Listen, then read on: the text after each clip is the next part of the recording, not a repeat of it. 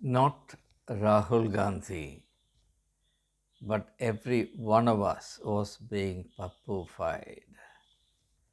Welcome, greetings, and a good day to all of you. One of the unforgettable, consistent, and outright offensive features of Indian politics in the last 10 years has been the orchestrated Pappufication of Rahul Gandhi. I'm sorry, I have to coin a new word to denote this process because nothing else will do.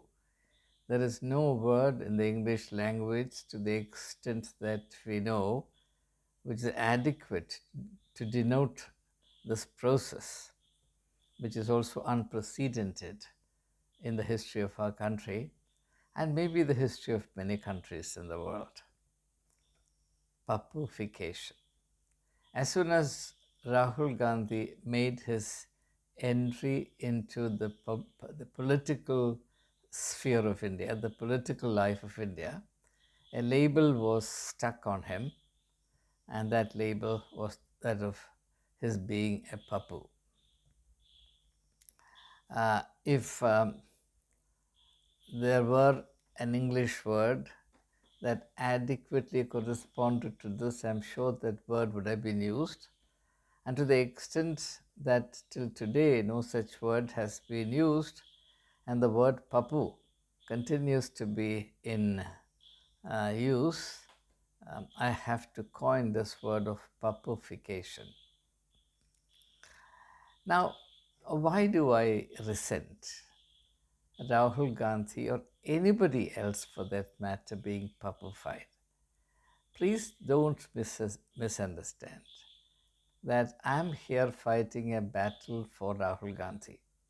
I'm not. I have no need to. It's not my agenda. I'm fighting a battle for myself. And each one of us has a duty to do the same. Let me explain what I mean. Now, suppose somebody stands next to your son or daughter and says, "Oh, that boy, that girl is an idiot." You feel insulted. Why do you feel insulted?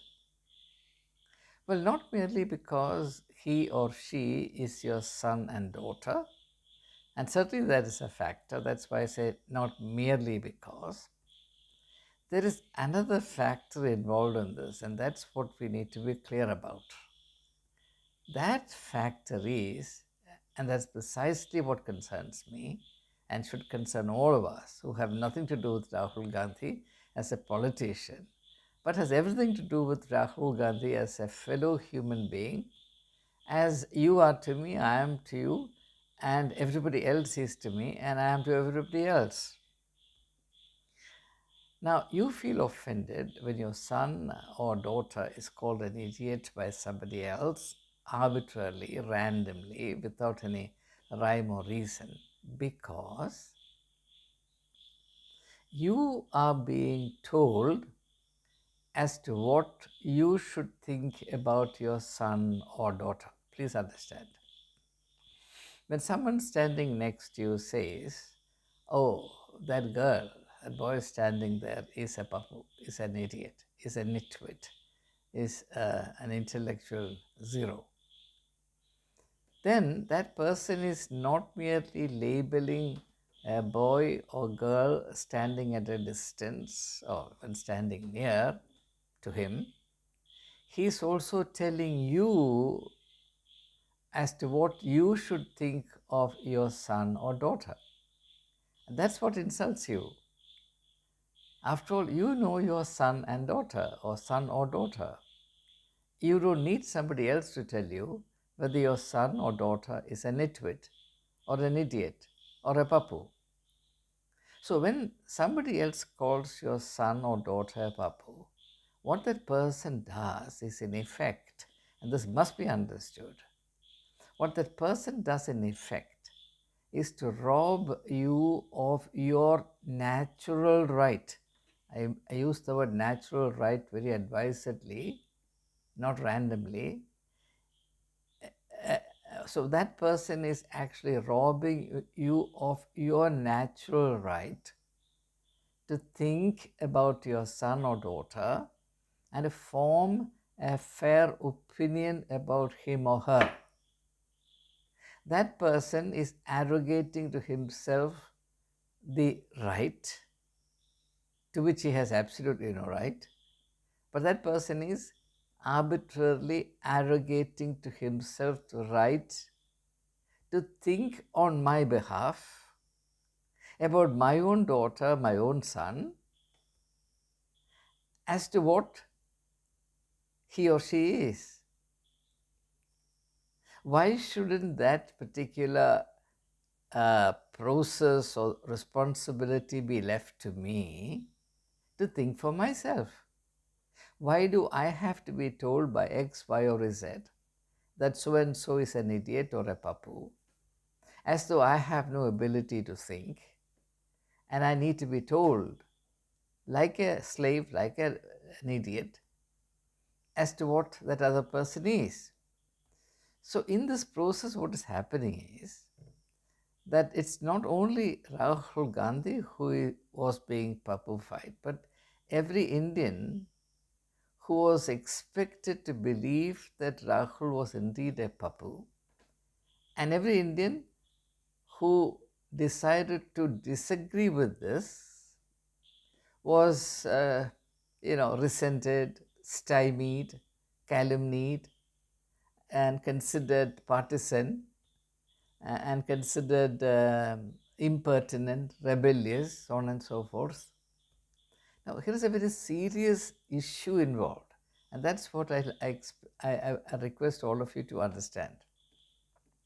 And that issue pertains to something as important as what it means to be human. By virtue of being human, or by virtue of being born a human being, I become entitled to an important right.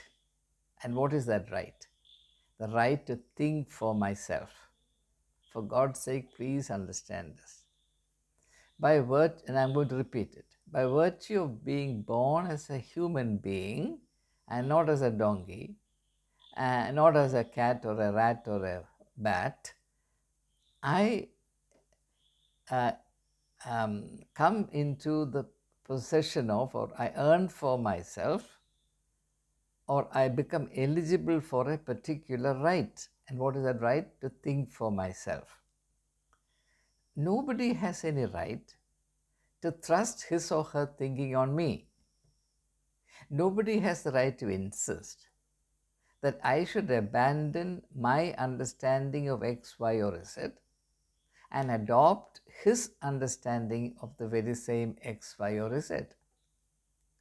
So, in the process, if somebody assumes that I am obliged to borrow or to lap up the impression or opinion dished out by that person, he is not merely vilifying the person he ostensibly attacks, he is also denying to me, as the person who is expected to lap up what he is saying, lap up this hell broth of prejudice and gall and bitterness and boorish culture, to deny myself the freedom to think, the right to think, which is my birthright, and to simply allow myself, whether I like it or not, to be a dumping ground of the prejudiced, a malevolent understanding of another person. In this process, actually nothing happens to Rahul Gandhi, but everything happens to me if I get co-opted into this process, if I become a party to this process, if I tamely cooperate with this process. What happens? Now let's understand the second principle now. Why was it that Rahul Gandhi was being repeatedly called Pappu in the public space? Now nobody calls him so. Therefore, at least in retrospect, we realize that this was a label of calumny arbitrarily slapped on him by those who feared that the entry of this young man into politics would upset their apple carts. Um, so, uh, why did they repeatedly malign him as a Pappu? The reason is this, that when a particular idea is aired repeatedly in the public space, people are routinely exposed to it, and gradually, without their knowing it, because of the incremental impact of this repetition in the public domain on the subconscious perceptions of individuals, gradually and unknowingly they adapt this version which is being repeatedly aired in the public space. Or look at it this way. Why is it that this idea that Rahul Gandhi is a Pappu was being repeated ad nauseum in the public domain by members of a particular camp?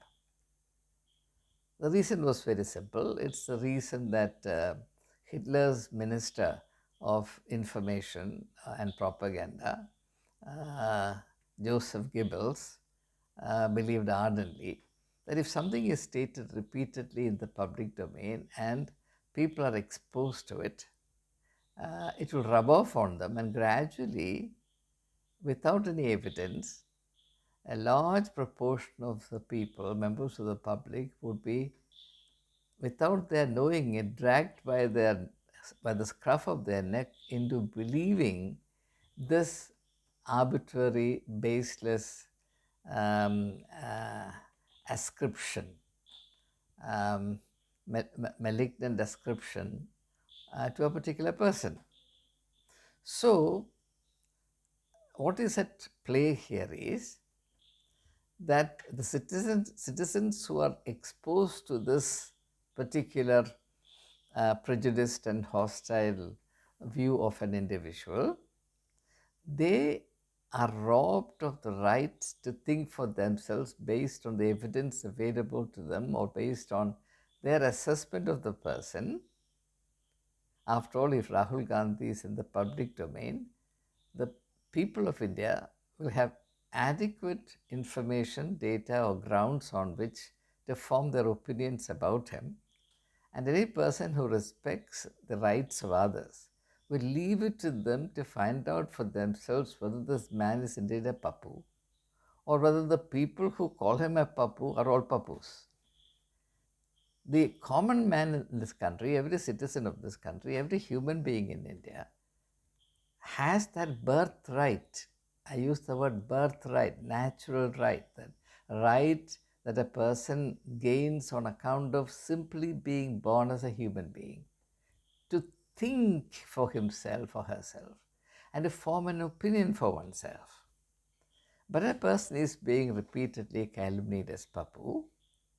The public, the members of the public are denied that birthright, that natural right.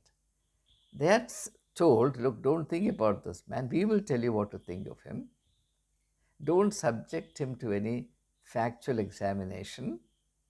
Don't consider who he really is. We will tell you what he is.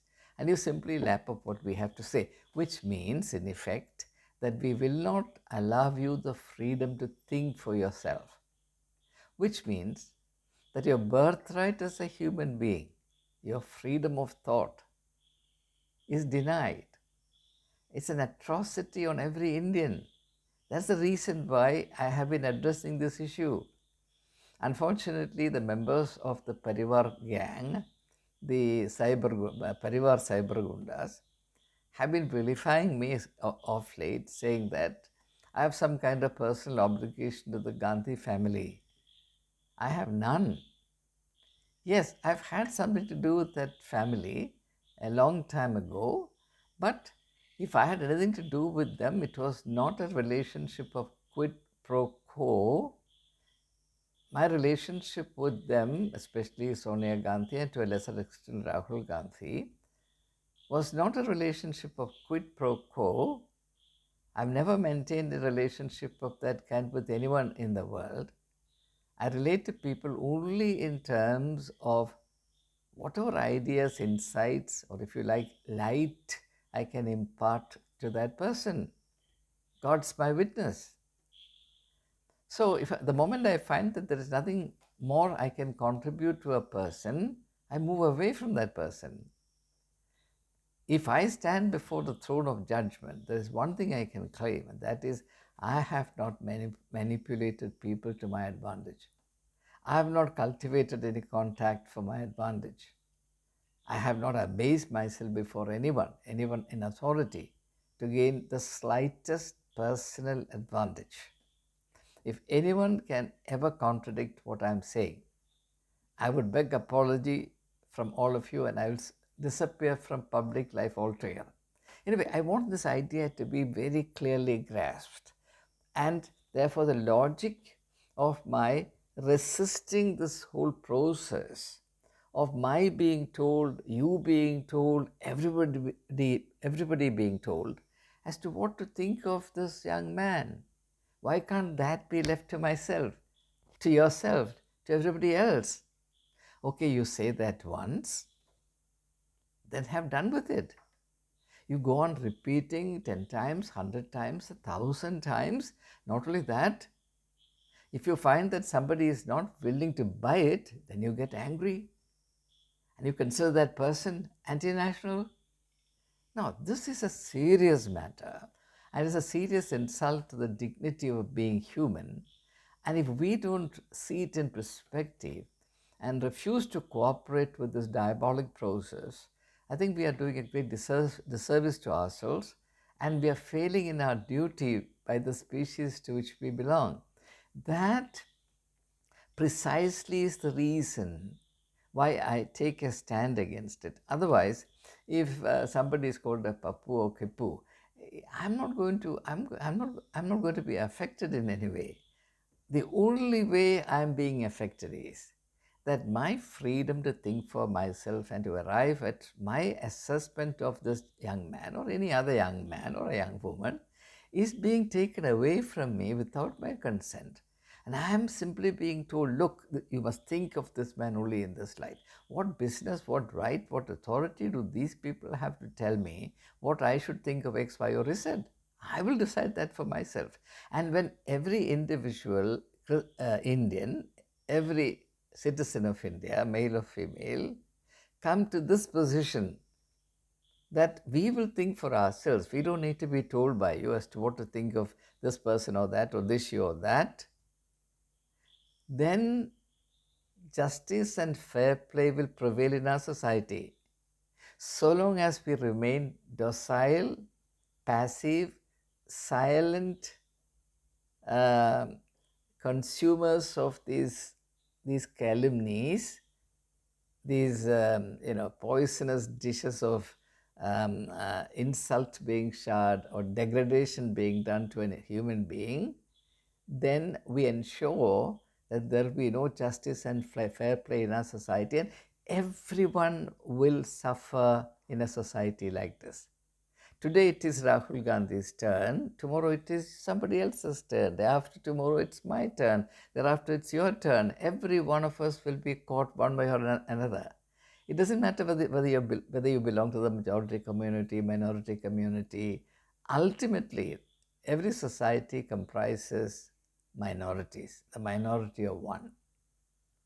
That is why in the Constitution there are individual rights. And the right that I'm talking about, the right to think for yourself, the freedom of thought and expression, that's a fundamental right guaranteed to every Indian in the Constitution.